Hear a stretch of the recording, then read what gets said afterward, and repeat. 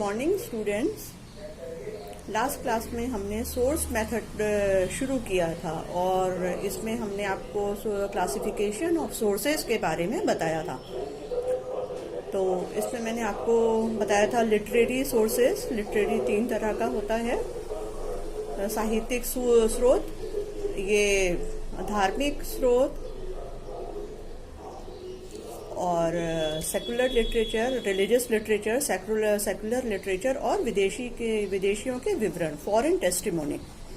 अब हम उसके बाद हमने आपको बताया था आर्कियोलॉजिकल सोर्सेज। आर्कियोलॉजिकल सोर्सेज में भी 3 तरह के बताए थे, मॉन्यूमेंटल सोर्सेज, एपिग्राफिकल सोर्सेज और न्यूमिस्मैटिक्स। तो मॉन्यूमेंटल सोर्सेज हम डिस्कस कर चुके थे, स्मारक संबंधी स्रोत।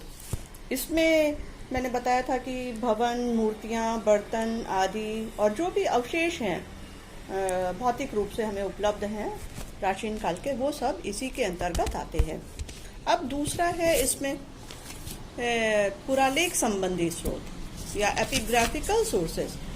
तो इसमें स्तंभ, चट्टानें, ताम्रपत्र और दीवारों पर लिखे हुए लेख आदि आते हैं। पुराने ज़माने में, प्राचीन काल में ताम्रपत्र पर भी लिखा हुआ काफ़ी कुछ मिला है और उसी तरह से मिट्टी की टिकियाएँ भी मिली हैं हमको, जिस पर लिखा हुआ रहता था प्राचीन लिपि में। तो ये सारे पुरालेख संबंधी स्रोत में आते हैं। अशोक के काल के बहुत सारे स्तंभ और शिलालेख उपलब्ध हैं और उस काल की जानकारी हमें उनके शिलालेखों से ही होती है। ये अशोक काल के इतिहास जानने के महत्वपूर्ण साधन हैं, उनके शिलालेख और स्तंभ। Epigraphical sources, epigraphics which include inscriptions on stone slabs, pillars, rocks and terracotta figures and other antiques. We get information about the history of Ashoka's period through these pillars. Next आता है, इसका थर्ड है मुद्रा विषयक स्रोत या मुद्रा संबंधी स्रोत, न्यूमिस्मैटिक्स। तो किसी देश की मुद्राएं भी उस देश के इतिहास के निर्माण में बहुत उपयोगी साबित होती हैं। जैसे भारत में विभिन्न समयों में, विभिन्न कालों में विभिन्न मुद्राओं का प्रचलन रहा है। तो इस खुदाई में ये मुद्राएं हमें प्राप्त हुई हैं और उनमें इस्तेमाल की गई धातु या उन पर लिखी हुई बातों के आधार पर उन सम्राटों के युद्धों या उनके इतिहास की जानकारी मिलती है। तो ये मुद्राएं भी किसी समय के इतिहास पर महत्वपूर्ण प्रकाश डालने में बहुत उपयोगी साबित होती हैं।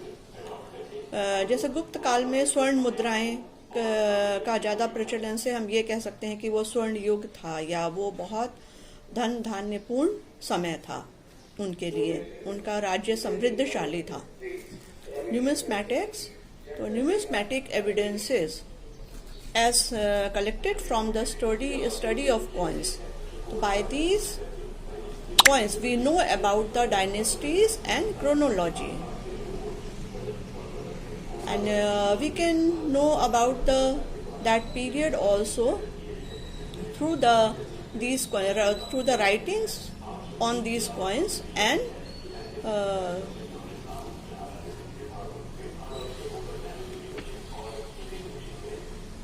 on pictures drawn on these coins. On the basis of the pictures also we can say that we can say about the history of that period. अब आता है इसका, अब लास्ट होता है, हमने सोर्सेज बताया था कि सोर्स 3 टाइप के होते हैं, लिटरेरी सोर्स, आर्कियोलॉजिकल सोर्स और लास्ट था ओरल ट्रेडिशंस। तो अब आते हैं लास्ट वाले पर, ओरल ट्रेडिशन या मौखिक परंपराएं। मौखिक परंपराएं जो पीढ़ी दर पीढ़ी चली आ रही हैं।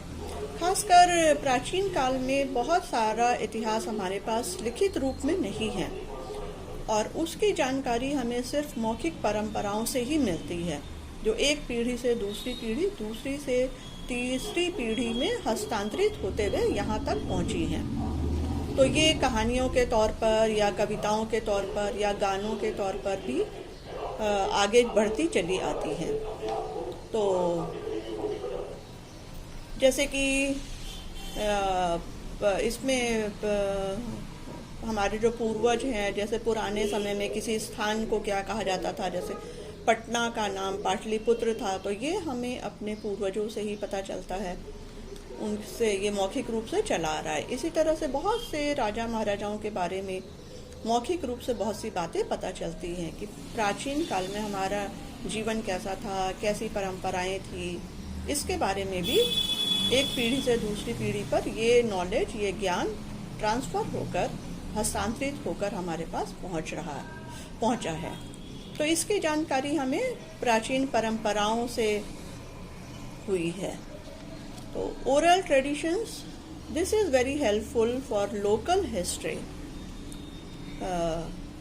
Old traditions and told annals come in this category, in this type of source. तो अब एक और वर्गीकरण है। ये तो था there are 3 types of sources, ये मैंने 3 तरह के sources आपको बताए हैं। इसके अलावा अब एक और तरह का वर्गीकरण है, और वो है मौलिक स्रोत और सहायक स्रोत। मौलिक स्रोत होता है प्राइमरी सोर्सेज, और सहायक स्रोत होता है सेकेंडरी सोर्सेज। तो मौलिक स्रोत वो हैं जो प्रत्यक्ष रूप से उस घटना से संबंधित हैं। जैसे इसमें प्रत्यक्ष अवशेष सामग्री आती है, जैसे कि स्मारक, सिक्के और आदेश, फरमान, आज्ञापत्र और न्यायालय के निर्णय आदि, ये सब इसी कैटेगरी में आते हैं। और मौलिक सूत्र वो होते हैं जो उन व्यक्तियों द्वारा लिखा गया है। अगर लिखित रूप में है तो उन व्यक्ति द्वारा लिखा जाता है जो उस घटना से सीधे संबंधित होते हैं, या फिर उन्होंने अपनी आंखों से उस घटना को देखा है, आंखों से देखकर उस घटना का वर्णन किया है किसी साहित्य के रूप में, तो वो मौलिक स्रोत होगा, वो हमारा प्राइमरी सोर्स होगा। और सहायक सूत्र, तो इसमें sources can be classified into primary and secondary sources also. Primary sources are those which are accounts prepared by persons who were either directly connected with an event or were eyewitness to it, such as minutes of parliamentary and judicial proceedings, laws, treatises, and official papers. Then remains of the past, archaeological sources such as coins and monument, pillars, etc. all come in this category. अब दूसरा है सहायक सूत्र। तो सहायक सूत्र में हमारे साहित्यिक या लौकिक ग्रंथ, जीवन चरित्र, आत्मकथाएं और विदेशियों के विवरण आदि आते हैं। तो सहायक सूत्र वो होते हैं जो उन व्यक्तियों द्वारा लिखे जाते हैं जो कि सीधे घटना से संबंधित नहीं होते हैं, और ना ही उन्होंने घटना को अपनी आंखों से देखा है, बल्कि जिन्होंने मौलिक सूत्रों की सहायता से इतिहास लिखा है, कुछ लिखा है, तो वो सहायक सूत्र होगा। जैसे अगर ये गुप्त काल का इतिहास, उसके सिक्कों की सहायता से, कोई सिक्के देखकर उसकी सहायता से कोई लिखता है उसके बारे में, तो वो सिक्के तो मौलिक स्रोत हो गए, लेकिन उसकी सहायता से अगर उसने इतिहास लिखा है तो वो सहायक सूत्र होगा। इसी तरह से किसी की आत्मकथा है जो खुद लिखी है उसने, और उसकी सहायता से, या किसी न्यायालय का फरमान है, उसकी मदद लेकर अगर हम कुछ इतिहास लिखते हैं तो वो सहायक स्रोत होगा। तो secondary sources are those which are prepared by persons who were far away from actual happenings or actual scenes, but who took the help of the eyewitness accounts in preparing them. The standard historical work of the various periods, generally based on original accounts, may be classified as secondary sources. तो secular literature या literary sources और foreign testimony come in this category. The literature that is written on the basis of original sources come in this category. तो जितने भी हमारी books हैं, अभी जितने भी राइटर्स की बुक्स हैं, वो उस घटना से सीधे संबंधित नहीं थे, ना ही उन्होंने उन घटनाओं को अपनी आंखों से देखा है। तो उन्होंने जो भी इतिहास लिखा है वो ओरिजिनल सोर्सेज की मदद से लिखा है, कहीं ओरिजिनल सोर्सेज की मदद ली है या फिर दूसरों के द्वारा लिखा गया वर्णन के आधार पर ही इतिहास लिखा गया है। तो ये सेकेंडरी सोर्सेज में आएगा, सहायक स्रोत में आएगा। अब आइए सूत्रों का प्रयोग। सूत्रों का प्रयोग हम कई तरह से कर सकते हैं, मतलब कक्षा में हम उसका प्रयोग कैसे कर सकते हैं। तो we can use sources at different levels. सबसे पहला है पाठ के प्रारंभ में सूत्रों का प्रयोग, pre lesson use of sources. तो पाठ के शुरू करने से पहले या शुरू करते समय हम इतिहास का शिक्षक इन सूत्रों को इस्तेमाल करके कक्षा में बच्चों की जिज्ञासा उत्पन्न कर सकता है, कक्षा में एक अच्छा वातावरण बना सकता है।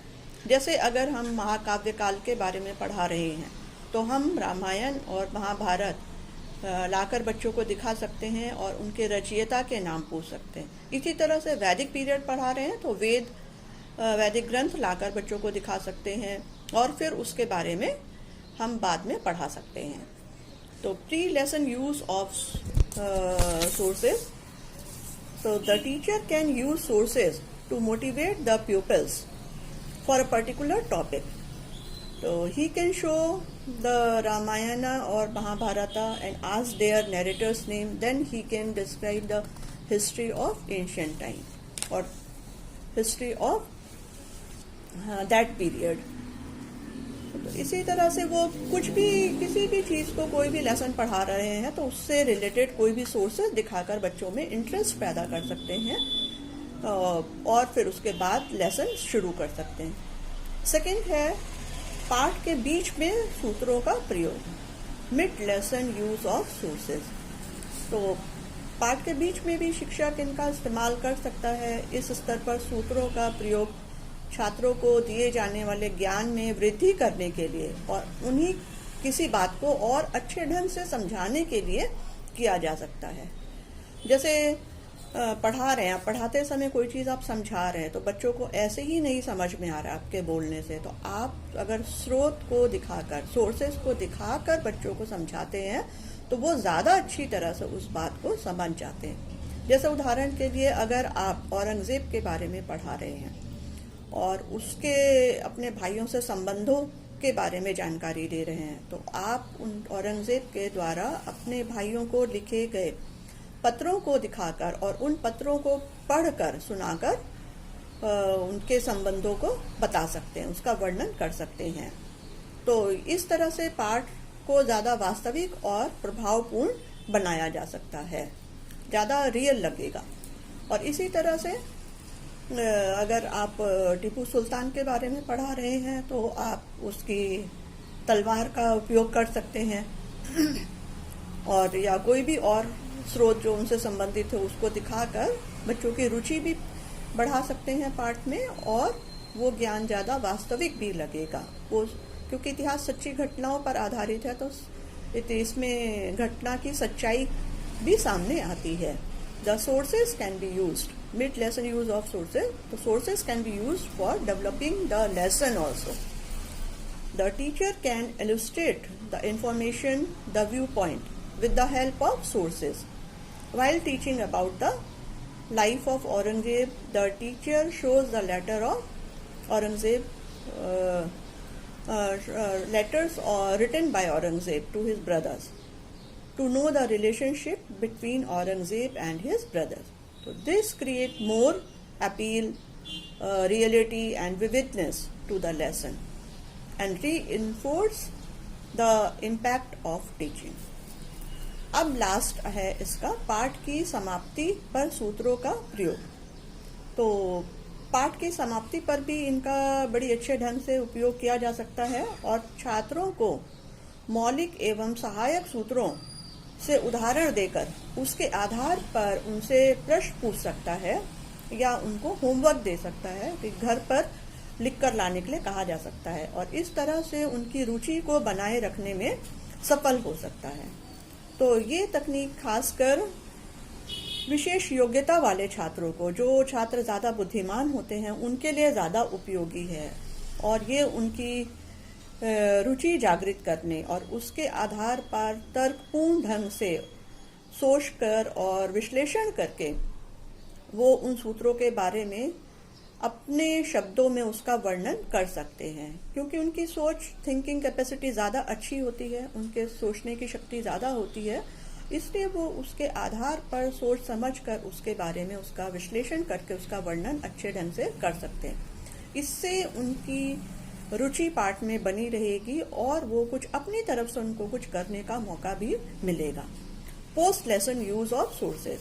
तो sources can be used by the teacher after he finishes the lesson.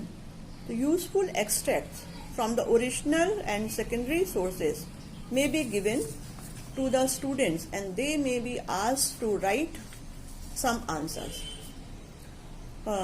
They may be asked to write answers to some questions based on these sources. So this technique will be very useful, particularly for the gifted students. They can be encouraged to pursue their interest in the particular topic, to do some critical thinking and analyze and prepare an account of their own. तो आज हम इतना ही करेंगे और इसके बाद अभी काफ़ी कुछ बाकी है इस लेसन का।